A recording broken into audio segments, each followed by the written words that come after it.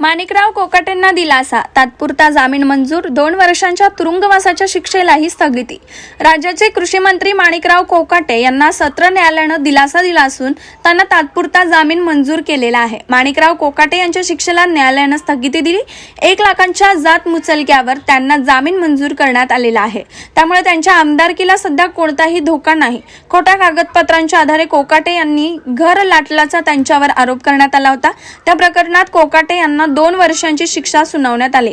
कृषी मंत्री माणिकराव कोकाटेंकडून सत्र न्यायालयात अपील दाखल करण्यात आलं। अतिरिक्त मुख्य न्यायदंडाधिकारी न्यायालयानं दिलेल्या निकालाला कोकाटेंकडून आव्हान देण्यात आलंय। कालच्या न्यायालयानं दिलेला निकाल मान्य नसल्यानं कोकाटेंनी सत्र न्यायालयात धाव घेतली होती। आता त्यांना सत्र न्यायालयाने दिलासा दिलेला आहे। Bureau report, SBN Marathi.